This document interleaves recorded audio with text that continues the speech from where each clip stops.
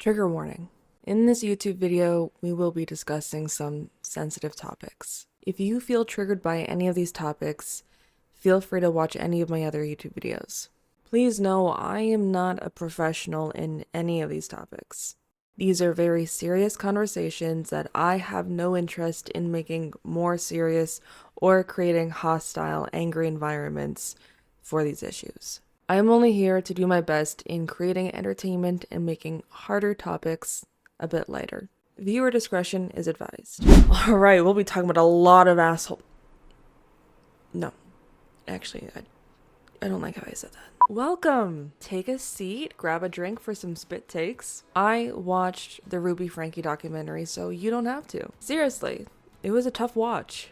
And I did it in one sitting. A little context here before we start anything. The Devil in My Family is a Ruby Franke documentary now available to stream on Disney+, the Starz channel. This is a much needed documentary that sheds some light onto the horrors that are family bloggers.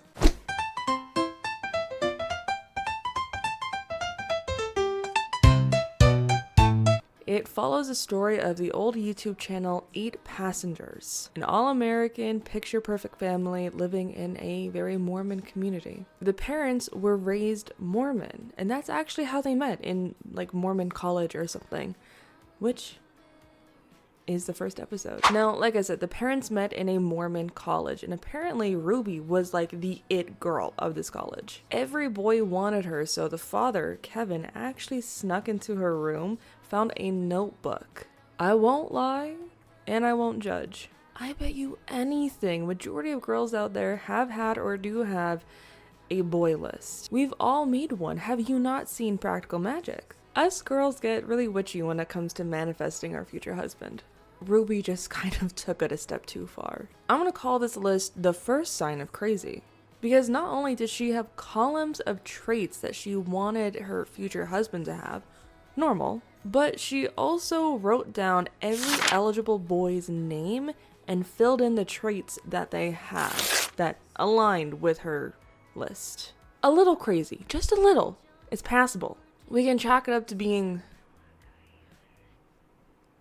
Anyways, they met, fell in love, got married, you know how it goes. Now, the thing was, Ruby was obsessed with being seen at... Sorry, my cat is having the zoomies right now. Ruby was obsessed with being seen as the perfect mother. Kevin explicitly said that when Ruby puts her mind to something, hell and earth combined cannot stop her. This need to be seen as a perfect mother was a flame lit inside her body. Now, putting herself and her family on YouTube and receiving all that praise, that's what started the wildfire. And thus 8 Passengers was born. This is one of the original and most famous family vloggers on YouTube, and Ruby Franke was finally seen as America's perfect mother. Now, in the beginning, the children, mainly the older ones, seemed to like it. They saw it as fun, and their enthusiasm and energy was easily felt through their videos. The 2 eldest, Shari and Chad, were seen as the stars. And for a while, their videos were almost effortlessly perfect. The kind of high you receive when the money starts rolling around and the views and the praise, that's what sets in the addiction. I will note, the father in the beginning didn't seem overly enthusiastic about the idea. It felt like he didn't totally love having a camera shoved in his face or being forced to say and feel things he didn't really feel. Crazy, right? Who wouldn't like that? Well, coincidentally, after a while, the kids started not liking it too much either, especially Chad. It was getting pretty obvious that each smile was feeling more and more forced. There's even a clip of her saying, fake being happy, fake smiling, just be grateful, fake the enthusiasm. Be excited to tell them where your name came from, even if you have to fake it. Fake being happy. By this point, 8 Passengers had blown up, and they moved into a very nice, very Mormon, I think, into a very nice place called Happy Hills, or something like that. I don't really know. I don't know if it's the paranoid person in me, but if I see a place called Happy Hills, I immediately don't trust it. I feel like if something is genuinely that happy or welcoming, you don't need to put it right in your face. Trust us, we're happy. Are you? But that's where they moved, into their forever home in Happy Hills. Now, it looks like the Frankes, especially Ruby, was not well liked. Ignored the cat. This neighborhood was a very private community. A tight-knit community, but like I said, private and quiet. They didn't appreciate Ruby Franke marching around in bright red lipstick and bright colored clothes, because apparently that was important to call out. I'm guessing there is a community color scheme that she wasn't made aware of. But she did always have her camera out and vlogging around, showing all the houses in the whole neighborhood. Now that's pretty valid. If you're vlogging, especially if you've accumulated like millions of followers, don't show them your neighborhood, not only for the safety of your neighbors, but for you and your kids as well. Of course, I don't really think Ruby was really concerned with her children's safety. Let's be honest here. Around this time is when her son Chad started to develop some behavior issues. Again, it looks like, shocker, children don't like being neglected and forced to act a certain way in front of a camera like circus monkeys. Turns out that might create, wait for it, rebellious children. Whoa. Dumbass. Now this is where Ruby started to look for guidance. Enter Jodi Picoult. Plenty of evidence, both of Shakespeare's existence, and no reason to believe that he is not the author of the play. Oh boy! I want to make it clear that the overwhelming academic consensus amongst historians and literary scholars is that Shakespeare was Shakespeare. And Jodi Picoult, who's making this video, is not a historian. He's like a literal published author. What the fuck? Oh, shit. Sorry. Wrong. It's awkward. Jodi Hildebrandt, an incredibly talented, spiritually moving, and highly reviewed counselor who can help fix all of your problems. That doesn't sound sketchy at all. People used to be called retarded, and there was no negative connotation to that, but someone or some group put negative connotation onto retarded. Jodi Hildebrandt is the world's best one of the best Mormon counselors. She spoke with authority and carried a great deal of knowledge on her shoulders like Atlas. And to some, she was even seen as godly. Do you see where this is potentially going? Is that clear? Do I need better effects? Would captions work? Title sequence? Anyways, Ruby was immediately hooked onto Jodi for her teachings. She said to herself, the only way I can heal my children is not by putting down the camera and giving them the love and attention that they need. No, it's this woman. This clearly not a cult leader in the making woman is going to heal my children, who is suffering because of the pain I've caused them. That's America, baby! Now from here on is where they started implementing some pretty extreme forms of parenting. Hey, people pre-Cold War would probably be taking notes on this. They took everything away from Chad. Phone, electronics, sports, and they put him on a wilderness retreat camp. A wilderness retreat therapy program. Chad today has just entered the Anasazi Foundation Wilderness Therapy Program, where he's going to spend the next 8 to 10 weeks living Anasazi Desert. Yeah, the desert mountains of Arizona. Any kind of therapy retreat program for a child is immediate red flag. Now this extremity of parenting is what kind of started to stir the pot in the conversation of what was really going on there. A clip went viral of a now deleted vlog where Chad admitted that he had been sleeping on a beanbag chair for 7 months. Why, you may be asking? Because the parents, Ruby, took away his bedroom. Sleeping on a beanbag. I've been sleeping on a beanbag since October, and they gave my room back like 2 weeks ago. I don't understand why parents don't look inwards when their children are having behavior issues. Just take a minute, 1 second. Be like, hey, am I at fault here? Could I be possibly contributing to this chaos? Am I the person who is responsible for creating a safe, happy, and healthy environment for my children not succeeding at that right now? Now, this viral clip went crazy, and the reaction she received from her followers was not great. More and more became released of how psycho she had been. There's another clip that I saw of her holding up her child's toy, and I think she said, if you don't stop acting up, I will cut the head off of your child's toy. If you cut one more thing in my house, I'm going to take the scissors, look at me, and I'm going to cut its head off. Look, I'm a mom. I'm a single mom. My baby is 3 years old, and there has been times where his tantrums have driven me crazy. But I've never wanted to stick a camera in his face, hold up his toy, and say, if you don't stop crying, I'm going to cut the head off of your toy. Because at that point, the only thing I want to cut off is my own head. Like, buddy, it's 3 a.m. Why are we crying? You're crying, I'm crying, the cat's crying. Let's just sleep. Let's just pretend everything's okay and go sleep. Let's sleep and not wake up at 6 a.m. Spoil me, Lord, let it be 8 a.m. I'm getting sidetracked here. Episode 2. Episode 2 is actually one of my favorites because it actually shows us who the real devil in the family is.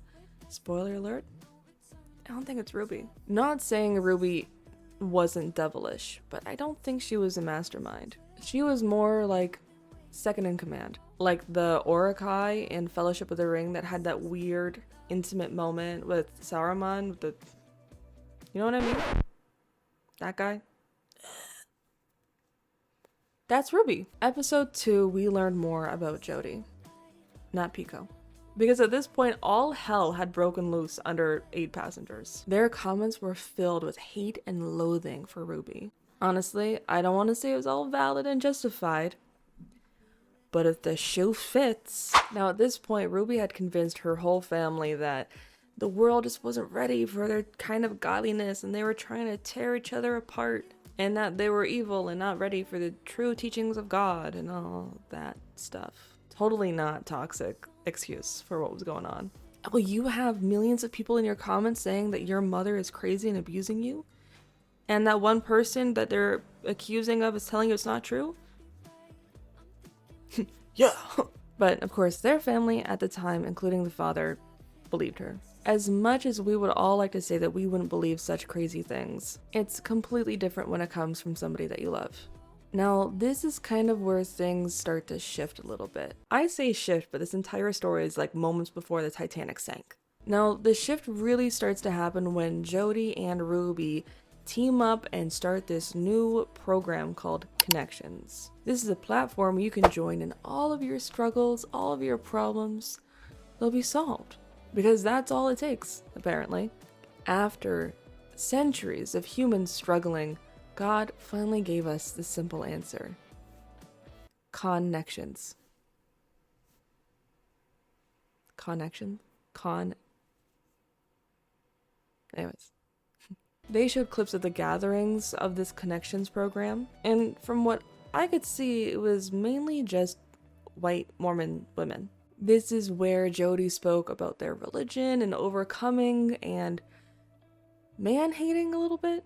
Listen. I had a phase. I will admit to it, I can be honest with my past because I have moved on. I had a man-hating phase. Shocker, I know. Probably not that much of a shocker. We won't get into it. It's done, it's dealt with. Why are you trying to bite me? It's done, it's dealt with. Although, some of you remind me why I was in it. I'm looking at you, WeowKnit69. What is that? WeowKnit? Meow, like meow? Knit? Nitwit? 69? Are we listing things we are not receiving? Because let's be honest here. Don't scratch me. Now, Jodi with women. Jodi with women was very empowering and motivating. And then she had her sessions with the men. One, I will say, it looked like all of the sessions with the women were in person, whereas all of the sessions with men were online through like a Zoom call, and she wouldn't even have her camera on. Two, to help the recruitment and encouraging men to sign up for her male program, she enlisted the help of Kevin. He was like her guinea pig, giving him praise and using him as kind of like a trophy husband of sorts. I do want to take a moment here and really express something that's important. One thing I feel like wasn't spoken out enough about or highlighted enough was that men are also victims of abuse. They are victims of emotional, verbal, and physical abuse as well. That does not make them lesser than any other man. It just makes them human. This is a very good example of the abuse that men go through. Now, going back into it, Jodi's agenda was pretty clear. buttering up the women, manipulating the men into thinking they weren't good enough for their wives. She even mentioned how not only was it healthy, but she encouraged taking time for separation from a year up to 5 years. Hey, you know what? You are too good for that husband of yours. He has problems. You're too pretty for that. And you're too holy. You guys should break up. Yeah, I know how it sounds. And I know that it sounds crazy, but you know who'll be there for you? Me. I'll be there to support you during your lowest points. And hey, if you become attached and dependent on me, well, I'm not gonna say no.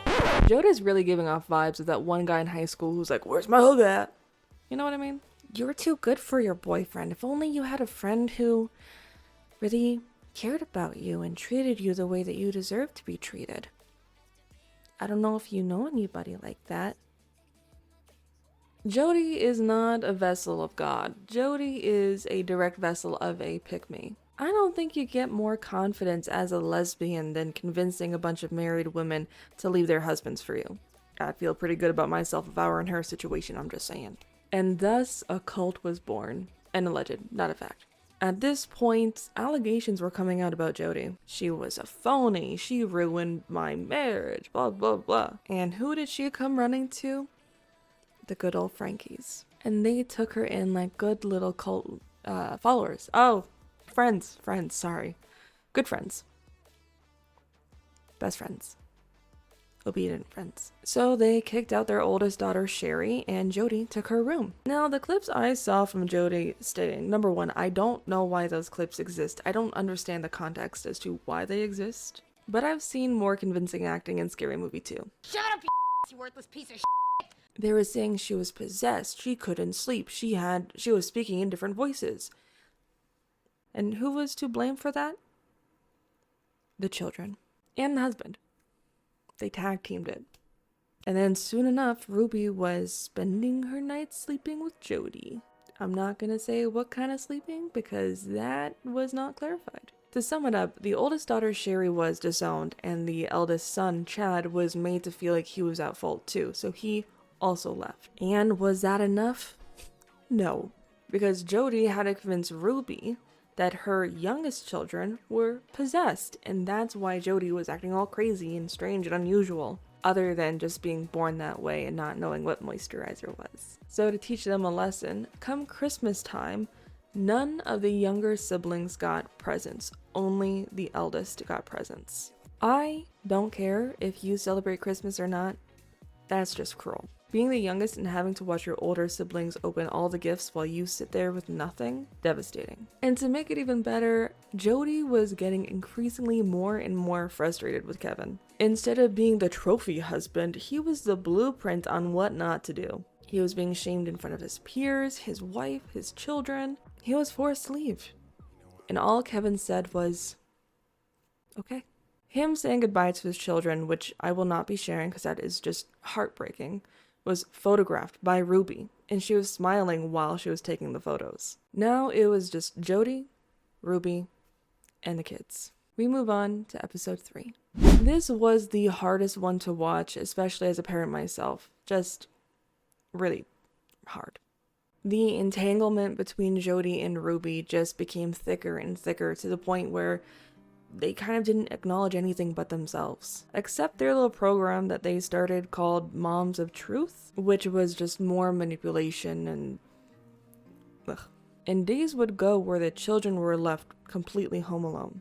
Neighbors tried calling the cops, but sadly at that point, the cops couldn't really do anything because the kids weren't physically being hurt that they could see. Now, this, I do believe, has been changed since the incident. More and more concerns started to arise until one day a little boy broke free and ran over to his neighbors to ask for one small favor. I'm sure you have all seen the clip, so I don't want to get too much into it. It's hard for me to explain, so I'll sum it up. The young boy broke free and ran over to his neighbor's house. He asked if they could take him to the nearest police station. From what the neighbors could see, the boy was completely starved and had bandages around his wrist and his ankles as if he had been cuffed or chained somewhere. I will say the neighbors did feed him. The cops came very quickly. They were very gentle. They stormed his house and they found his other sister. She was found in a similar state, but unfortunately her head had been shaved. The other two siblings were found at a different neighbor's house. I don't really know more about that. They were just found at the neighbor's house. At a different neighbor's house. There's a lot of neighbors involved here. The police officer who found the little girl was incredibly patient and kind and was really an A1 sport about it all. They were immediately taken into the hands of CPS and the father was called to come pick them up by Ruby. I will also say police, they found Ruby, they found Jodi, and they arrested them both. Jodi tried to manipulate the police, being like, I'm one of you guys. Girl, stop. You're done. You're done. I'm a psychologist. I've watched people flip things all the time. I sit on your side. I get it. Keep in mind, the father was still brainwashed at this point, and he had been gone for over a year. So when he met up with the police, his whole world was blown wide open. He was in a complete state of shock because even though when he was with Ruby, things were abusive, this was taken to an entirely new level. After being with the police, he met up with his son at his old home, and he was in, again, complete shock at seeing the state of the house. That's when he met up with the neighbors, and slowly through that conversation and dialogue, things were starting to unravel for him on what was really going on. And it slowly kind of just clicked. It's all terrible for him to realize, but it's a good thing that at least he knows that it was abuse. It wasn't normal. So then he was able to finally deal and process with it all and understand what is and what isn't healthy. To make things even more coherent and solid, the police also found a notebook that Ruby had where she had documented everything that her and Jodi had done. Shaving the girl's head, long exposure in heat, excessive forms of physical activity, everything. Again, they were arrested. They have been found guilty. They are in prison. The kids are far away from them. Now, I'm not going to include everything, especially the abusive events that went on between the children. It's not really information I personally feel comfortable with sharing. There are multiple different sources where you can get that information. I do want to say I am not throwing any shade, anything negative towards the Mormon church. I am not bringing race into this, I am not bringing nationality into this, or anything of that matter. Abuse happens in every color, every country, every religion or lack of religion. Bad people prey on the weak, and they will use outlets that reach out to the weak, such as churches, such as addiction centers, safe spaces for the LGBTQ community, even people who help the elderly. They will get in there and manipulate their way until they can latch onto somebody and get what they want, which is usually just power. And it is incredibly important to us that we understand that men are victims too. Kevin Franke is a perfect example of this. He was a very insecure man who latched himself onto Ruby and allowed himself to be manipulated by both Ruby and Jodi. Now, to end things on a light note, there are positive updates. Kevin not only filed for divorce, but he is trying very hard to gain custody of his younger children. Chad Franke, the oldest son, is engaged, he's a realtor, and he has an Instagram if anybody is interested in checking in on him. He looks like he's doing very well for himself. And Shari Franke, the oldest daughter, is an advocate for children in media. And Shari is doing everything she can to ensure the safety of children so that they don't fall under what happened to her and her siblings. She even wrote a book on the whole matter. And for the younger children who their faces were blurred and their names were not released, they are doing light years better. I'm using quotation marks because that's a direct quote, this is not sarcasm. They are doing light years better. That is what their caseworker said. So let's try and keep the peace with that and know that sometimes there is a good ending. And we should be grateful for that. So let's do our best in creating and maintaining a healthy and happy environment for those we surround ourselves with. This was a harder topic to talk about, but it's still very incredibly important for us to talk about it. And I try and make it as positive as I can, as entertaining as I can, given the circumstances here. If you guys want to see more, be sure to subscribe if you would like to. Give me a like if you want to, and a comment if you feel up to it. I also have other social media platforms that I post on, and I stream on Twitch Tuesday, Thursday, and Sunday. Alright, I'm done. My migraine's back and I'm hungry. Thank you guys for watching.